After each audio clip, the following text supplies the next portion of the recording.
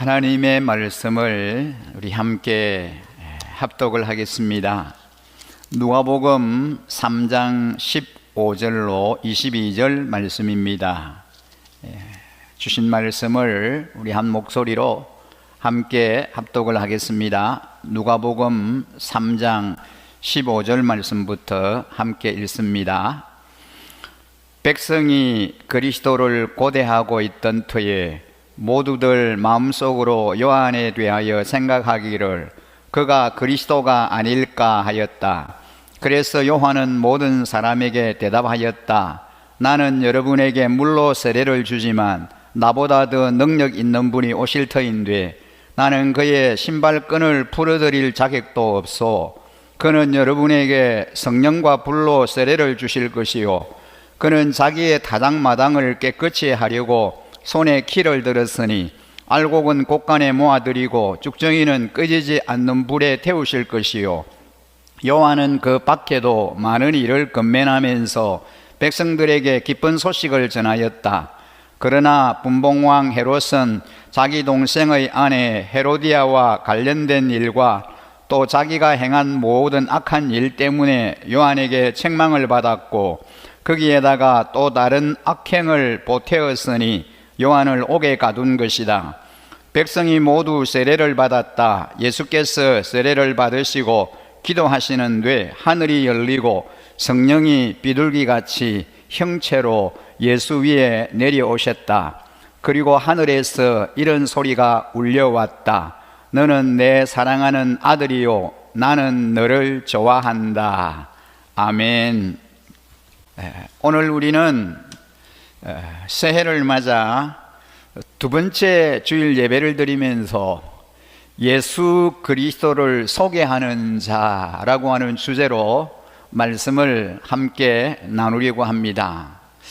2021년 새로운 한 해를 시작하면서 신년 특별 기도회를 새벽 기도회와 저녁 기도회로 현장과 온라인으로 병행하면서 시행을 했습니다.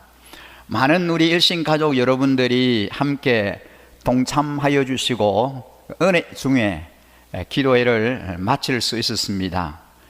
특별히 많은 우리 성도님들 중에 제 우승희 엄마와 또 우승희 외할머니께서 새벽 기도회에 매일매일 참여를 해 주셨는데 그리고 댓글을 올려 주셨습니다. 이런 새벽 시간에 매일 새벽 기도에 참석하기가 쉽지 않았을 터인데 매일 동참하심에 참 귀하게 생각을 하고 감사하다는 그런 문자 메시지를 제가 보내드렸습니다. 그랬더니 이제 답장을 해 오셨는데요. 제가 그 회신을 잠시 한번 읽어드리도록 하겠습니다. 목사님 감사합니다.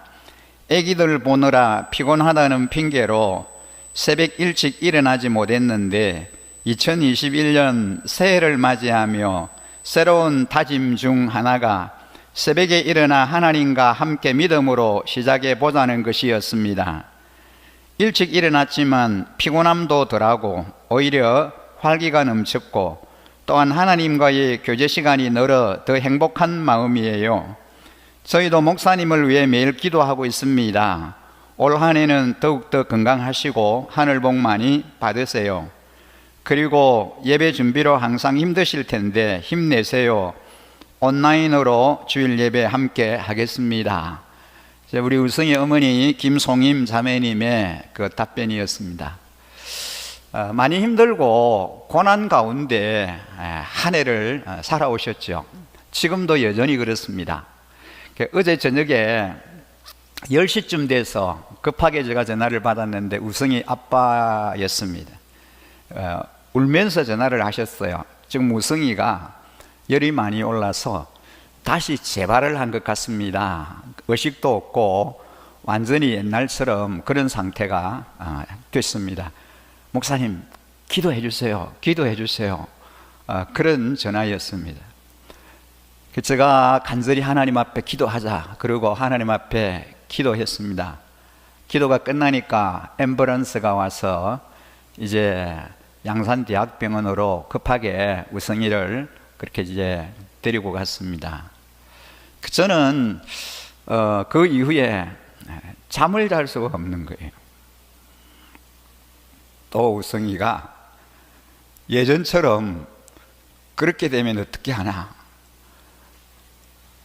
그래서 밤새도록 잠을 제대로 못 자고 뒤적이면서 기도하면서 자는 둥 마는 둥 그렇게 하루를 보냈습니다. 근데 문자 메시지가 늦게 와 있었어요. 전화를 늦으니까 전화는 못하고 열이 40도 올라서 지금 해열제를 맞고 지금 이제 그렇게 있습니다. 검사를 해야 되고 그렇게 급하게 모든 일들을 진행해야 되는데 이제 저녁이니까 제대로 할 수가 없고 그래서 계속해서 기도하면서 시간을 보내고 9시 반쯤 돼서 우성이 아빠가 다시 전화를 했습니다. 목사님, 저는 3시까지 있다가 집으로 돌아왔고요. 거기 이제 같이 병원에 코로나 때문에 있을 수가 없어서 왔는데 지금 상태는 MRI를 찍어보고 하니까 옛날하고는 확실히 다른 것 같습니다. 아직 담당 의사를 만나보지는 못했지만 이제 판독을 해보니까 옛날과는 다른 것 같고 그리고 지금은 눈도 뜨고 그리고 눈을 맞추기도 하고 얘기도 하고 그렇게 지금 하고 있습니다. 그래서 이제 월요일 되면 또 우성이를 담당하는 의사를 만나서 확실한 그 소견을 듣고 뇌파 검사도 해야 되고 그런 이제 과정들이 남아 있는데 감사합니다. 지금 상태로는 예전과는 확실히 다르다라고 의사가 그렇게 얘기를 하고 있습니다. 계속해서 기도해 주십시오 라고 하는 그런 그 내용이었습니다. 그래서 얼마나 참 감사하고 마음에 또 안심이 되는지 이런 일들이 몇 번 반복되면 다시 옛날로 돌아가서 처음부터 다시 그 과정을 회복하는 과정을 또 밟아야 됩니다. 지금 재활을 하면서 여기까지 왔는데 또 이제 뇌가 손상되고 그리 돼 버리면 원 상태로 다시 돌아가 그보다도 더 안 좋은 상태로 이제 돌아갈 수가 있는데 그러면은 처음부터 또 그 과정을 계속해서 지금 해왔던 과정을 반복해서 그렇게 밟아와야 됩니다.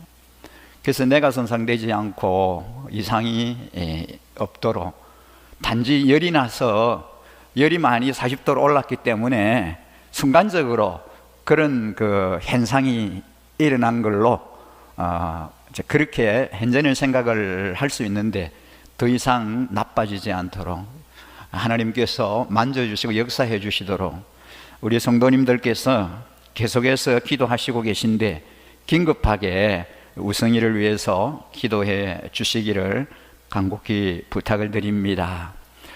계속되는 이 힘들고 어려운 고난의 그 과정 속에서도 하나님을 놓지 않고 하나님만을 붙들고 의지하면서 늘 가정에서 가족들과 함께 온라인으로 예배드리고 그렇게 다니엘 기도에 하루도 빠지지 않고 참여하면서 또 신년 새벽 기도회에 또 교회 한 번 나오신 그 친정 어머니까지 참여하게 해서 이렇게 기도하는 그러한 모습이었는데 기도 끝나자마자 이런 일이 생겨서 참 제가 마음이 안타까웠습니다만 그래도 하나님께서 우성이를 끝까지 보호하시고 지켜주심으로 인하여 더 이상 나빠지지 않도록 어려움 당하지 않도록 우리 성도님들이 계속해서 우성이를 위해서 지금까지도 계속 기도해 주셨는데 지금 간절히 또 특별하게 생각하시고 또 기도해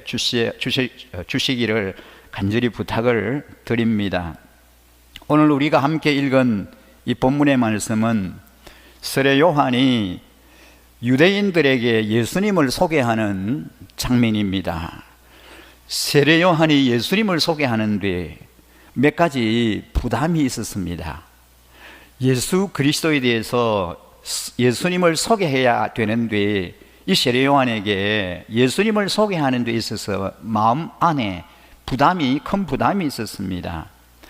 그 중에 첫 번째 부담은 예수님을 하나님의 아들로 소개를 해야 하는데 바로 그것이 부담이었습니다. 자신이 봐왔던 그 예수님은 아무리 봐도 사람인데 어떻게 하나님의 아들이라고 소개할 수 있느냐? 하나님의 아들이라고 소개를 해야 되는데 그것이 세례 요한의 마음 가운데 큰 부담이었습니다. 그리고 또 하나는 유대인들의 기대입니다. 많은 유대인들은 세례 요한이 다른 사람을 소개하기보다는 세례 요한 자신이 직접 나서서 유대인들을 위해서 일해 주기를 바랬습니다. 이것은 유대인들이 세례 요한을 마음속으로 기뻐했고 그를 존경했다는 뜻입니다. 그래서 유대인들은 세례 요한에게 다른 메시아를 소개하려고 하지 말고 당신이 그 메시아 노릇을 하면 되지 않느냐, 그런 거예요. 세 번째 부담은 예수님의 사역, 즉 사람들에게 성령으로 세례를 주는 것이었습니다. 요한이 사람들에게 이것을 증거해야 합니다. 즉 예수님이 오셔서 성령으로 세례를 주실 것이라고 하는 이 내용을 증거해야 합니다. 근데 세례 요한 자신도 성령으로 세례를 주시는 것이 무엇인지를 잘 몰랐습니다. 사람은 자기가 잘 모르는 것을 증거하려고 하면 많은 어려움이 생기는 법입니다. 세례 요한은 자신에게 기대하는 많은 사람들을 실망시키면서 자기 자신은 무대 뒤로 내려가야 하는 아픔을 겪었습니다. 그리고 다른 사람들과 조금도 다를 바가 없는 사람의 몸을 입고 오신 이분을 하나님의 아들로 소개해야 하는 어려움과 그분이 하실 일을 잘 모르면서 증거해야 하는 부담이 세례 요한에게 많이 있었습니다. 본문에서는 세례 요한이 예수님을 소개하고 그 자신은 쓸쓸하게 무대에서 내려오는 내용이 담겨 있습니다. 그리고 예수님이 세례를 받으실 때 성령이 예수님을 증거하시는 것이 나오며 그 본문 뒤에는 예수님의 족보가 소개되고 있습니다. 이렇게 누가복음 3장이 기록되어 있습니다. 지금 세례 요한의 설교를 듣고 은혜를 받은 사람들이 점점 많아지는 가운데 드디어 유대인들의 마음속에는 바로 세례 요한이 그들이 기다리던 메시아가 아닌가 하는 그 기대가 점점 커지기 시작했습니다. 그리고 세례 요한이 바로 유대인을 구원할 메시아일 것이라고 하는 주장들이 공공연하게 그 유대인들 가운데 나오기 시작합니다.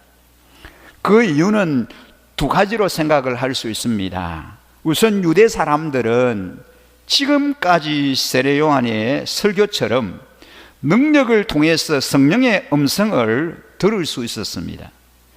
이런 말씀은 구약의 마지막 선지자인 말라기 선지자 이후에 400년 만에 일어나는 일이었습니다.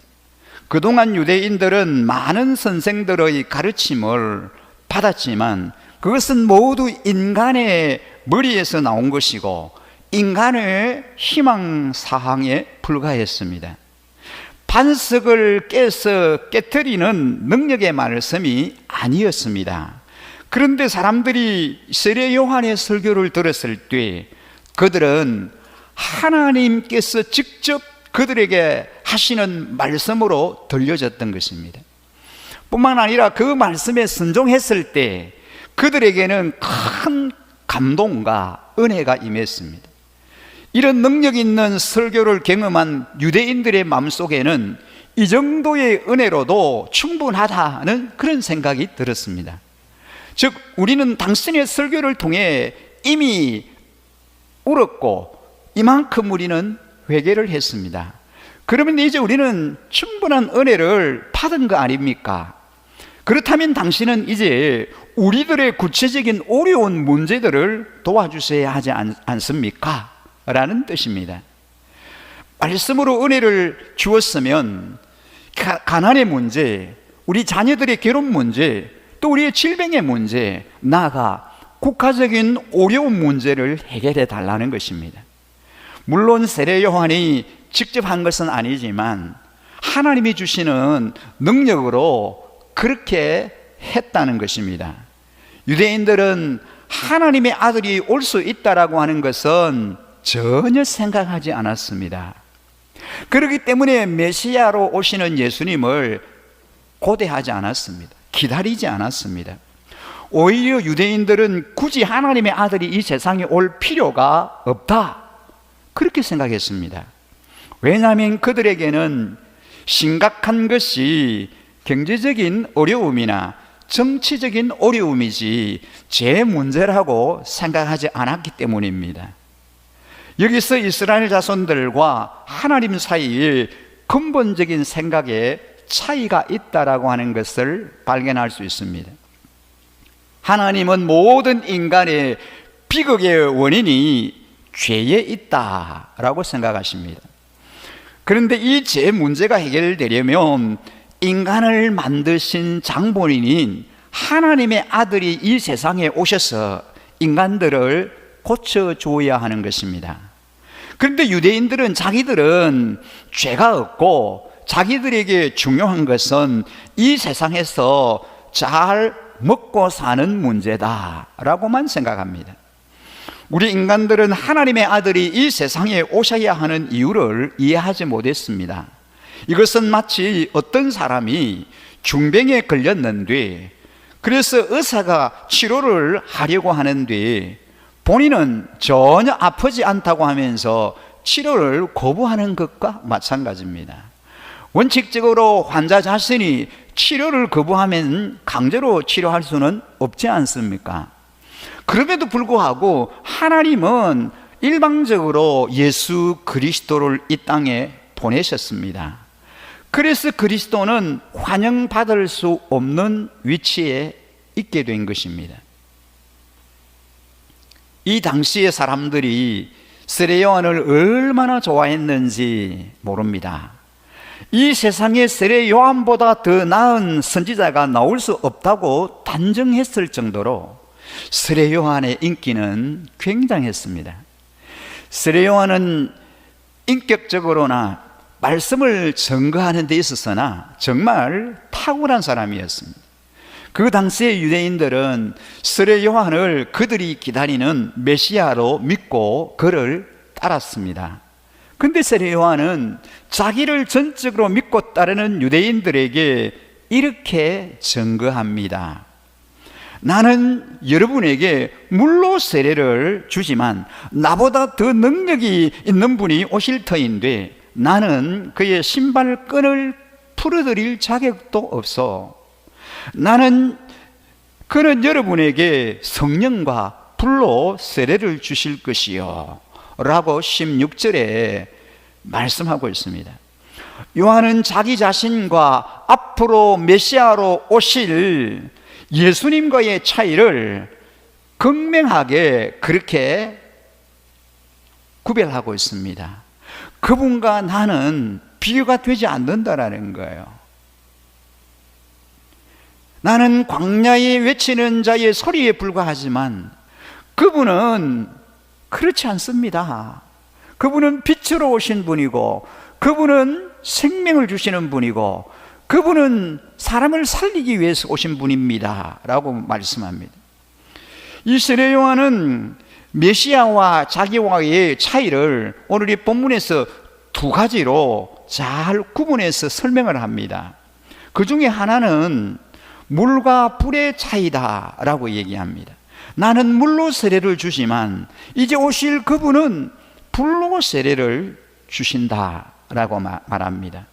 또 다른 하나는 나는 그분의 신들매를 풀 수도 없는 자입니다 라고 얘기합니다. 이런 옛날에 하인들 중에서 가장 낮은 하인이 주인의 신들매를 메고 푸는 일을 했습니다. 즉 주인의 샌들 담당인 것이죠.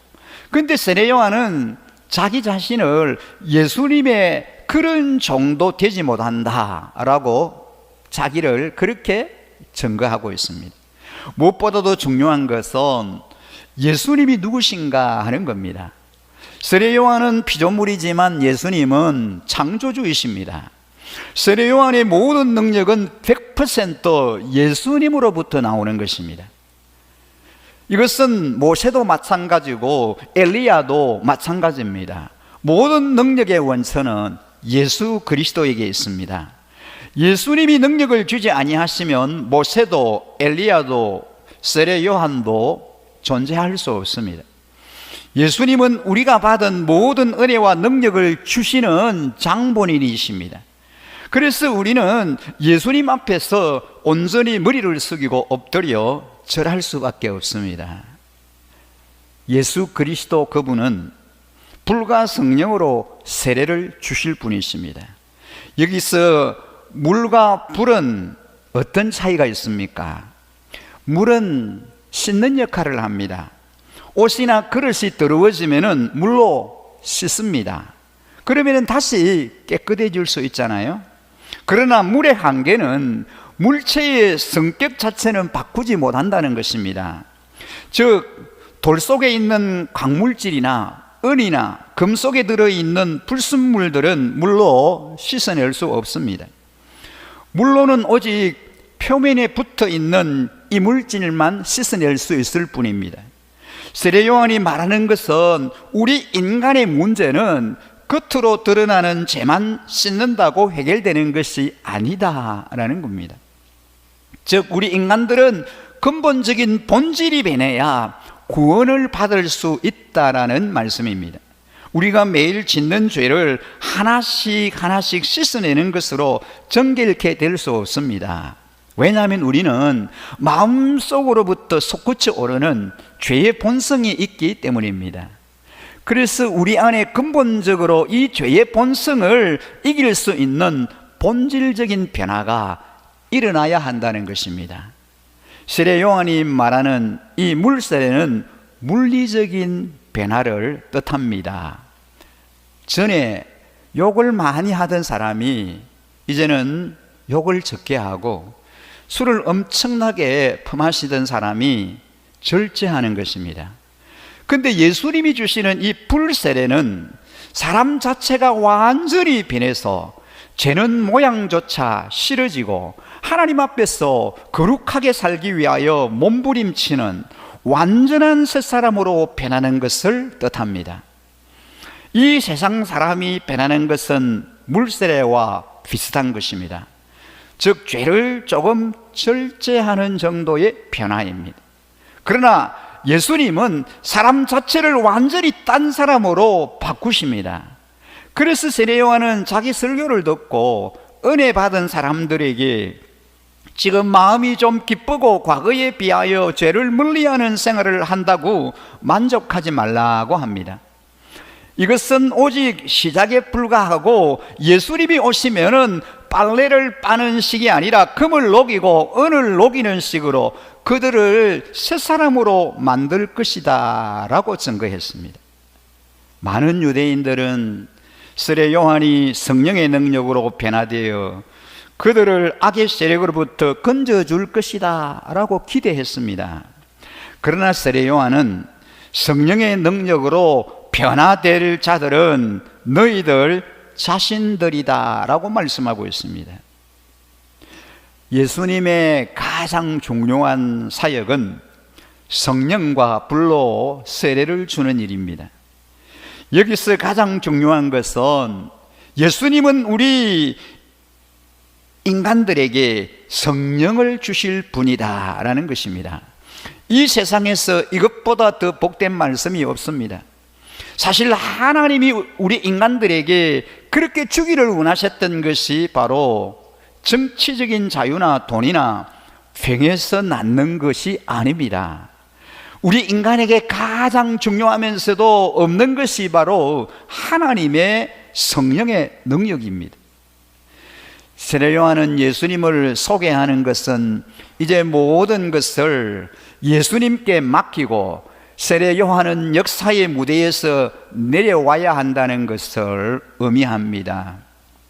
여러분, 우리가 텔레비전에서 드라마를 종종 봅니다. 드라마를 볼 때에 이 재미있는 드라마를 계속해서 유지하고 시청률을 의식해서 죽어야 하는 배우를 오랫동안 살려두는 것을 보는 그런 경우가 있습니다.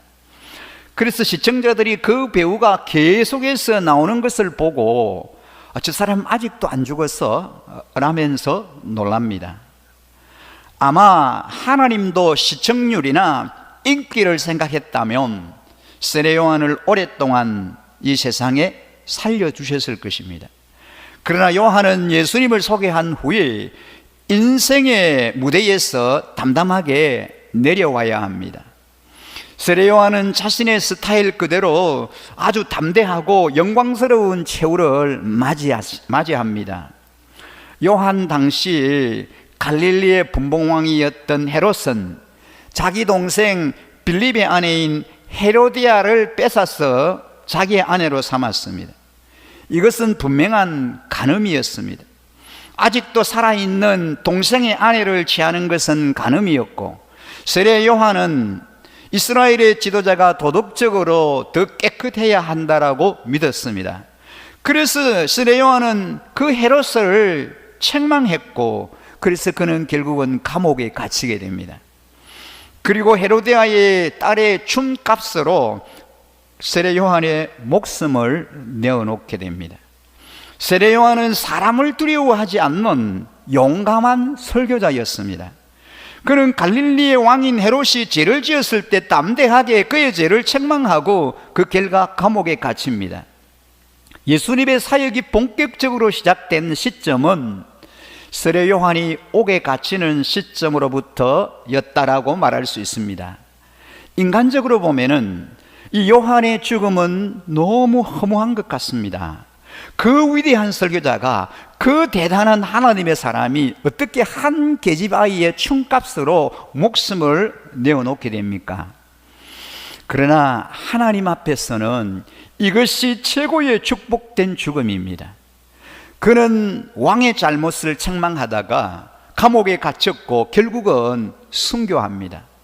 하나님 나라에서 순교보다도 더 영광스러운 것이 없습니다. 이것은 최고의 죽음이고 가장 영광스러운 종말입니다. 그러나 인간적으로는 너무나 비참한 죽음이었습니다. 그래서 우리는 이런 문제들에 관해서 신앙적으로 잘 분별해야 합니다.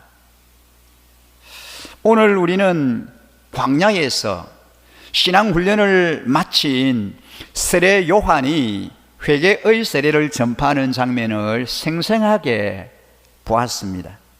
세례 요한은 백성들에게 회개를 촉구하면서 과격한 언어를 사용했습니다. 그러나 백성들은 세례 요한의 엄한 그 책망을 도리어 양약으로 받아들이고 회개했습니다. 이처럼 엄청난 저주의 말을 함에도 불구하고 세례 요한의 말에 백성들이 감동이 되어 세례를 받는 이유는 무엇 때문입니까? 이 세례 요한의 삶이 다른 종교 지도자들과는 확연히 달랐기 때문입니다. 그는 진실한 삶을 살았던 사람이기 때문입니다. 여러분, 우리는 어떤 말보다도 삶을 통하여 감동을 받게 됩니다. 그리고 변화를 경험하게 되는 것입니다. 세례 요한은 자신을 높이고 자신의 영광을 위해서 일하지 않고 항상 그리스도를 전파하며 그분을 높이는 데만 힘을 쏟았습니다. 세례 요한의 인기는 당시에 최고였습니다. 그러나 예수님께서 오셨을 때 그는 자신의 자리를 아낌없이 내려놓습니다. 그는 세상 영광을 돌처럼 하자는 것으로 여겼습니다. 우리도 세례 요한처럼 우리의 영광을 위해서 살기보다는 항상 예수님의 이름을 증거하고 주님께서 영광 받으실 수 있도록 살아야 하겠습니다. 사랑하는 우리 일신가족 여러분, 여러분은 세상의 영광보다 예수님을 더 사랑하는 자이십니까? 세례 요한은 헤롯 왕 앞에서 거침없이 그의 죄악을 지적했습니다. 이처럼 세례 요한은 진리를 위해서는 죽음도 두려워하지 않았습니다. 그리고 순교하기까지 정의를 외치며 예수 그리스도를 증거했습니다. 사람은 지위가 안정되고 높아지면 그것을 유지하기 위해서 세상과 타협하고 악에 대하여 침묵하기도 합니다. 그러나 이 세례 요한은 언제나 동일한 심정으로 자신의 직분을 충실하게 감당했습니다. 오늘을 사는 우리도 죽음을 두려워하지 않고 복음을 전거할 수 있는 믿음의 사람들이어야 합니다. 예수님의 사역은 그가 세례 요한의 세례를 받으실 때 성령으로 세례를 받으시는 것으로부터 시작이 됩니다. 우리가 읽은 본문 21절과 22절 말씀은 예수님이 세례 요한에게 세례를 받으시는 장면입니다. 백성이 모두 세례를 받았다. 예수께서도 세례를 받으시고 기도하시는 뒤 하늘이 열리고 성령이 비둘기 같은 형체로 예수 위에 내려오셨다. 그리고 하늘에서 이런 소리가 울려왔다. 너는 내 사랑하는 아들이요 나는 너를 좋아한다. 예수님은 죄인의 대표의 자격으로 세례를 받으셨습니다. 하나님의 아들로 오신 예수님이 세례 요한에게 직접 찾아가서 세례를 받으셨습니다. 메시아라는 말은 기름 부음 받다라는 뜻입니다. 다른 사람과 구별되었다라는 뜻입니다.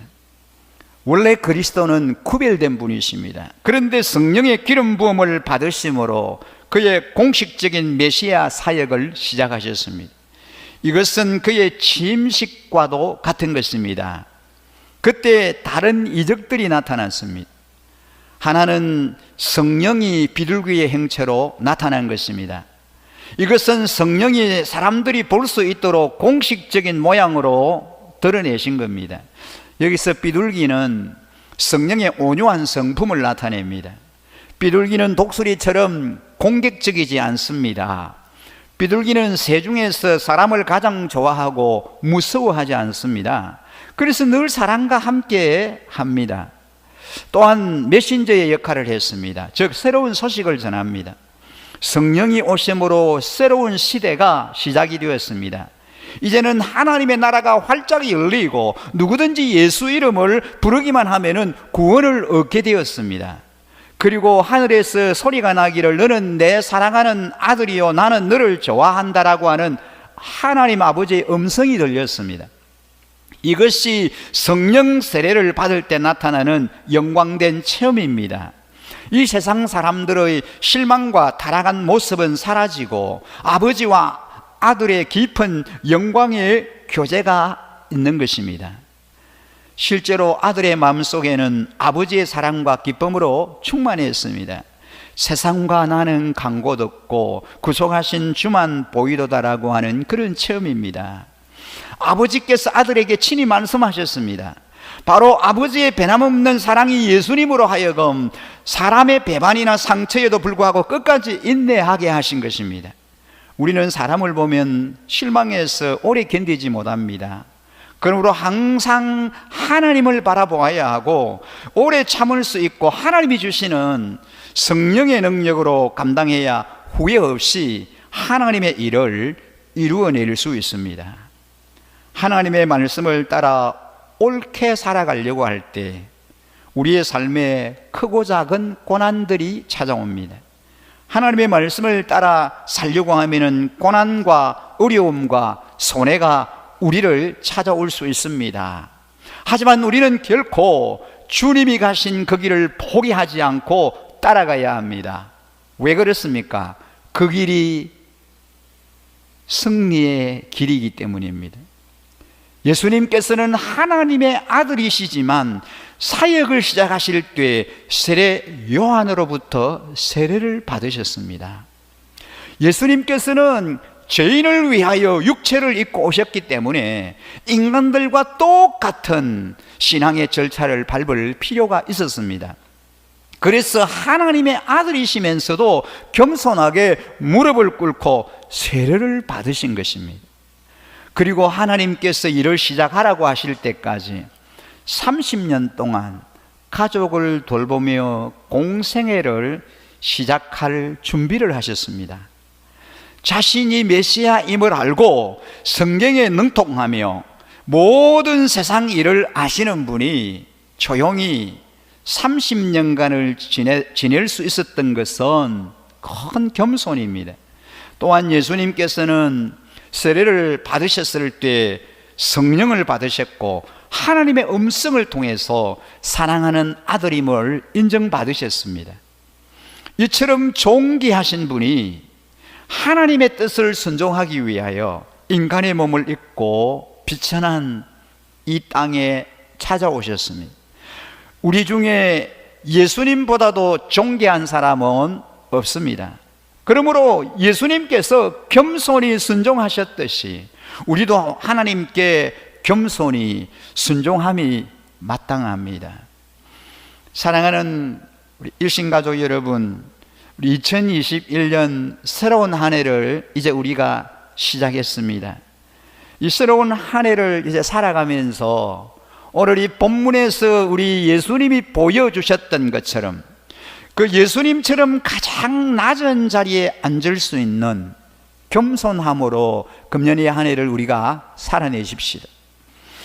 우리 모두 옛사람의 습관을 버리고 항상 예수님 편에서 모든 것을 결정할 수 있는 믿음을 가지고 승리하는 그런 2021년 한 해를 축복의 한 해로 살아드리는 저와 우리 모든 우리 일신가족 여러분들의 삶이 되시기를 주님의 이름으로 간절히 축원합니다. 우리 오늘 주신 말씀을 함께 기억하시면서 우리 찬양을 우리의 믿음의 고백으로 우리 하나님께 올려드리고 싶습니다. 이 찬양을 드리시면서 준비하신 예물 우리 하나님께 봉헌하겠습니다.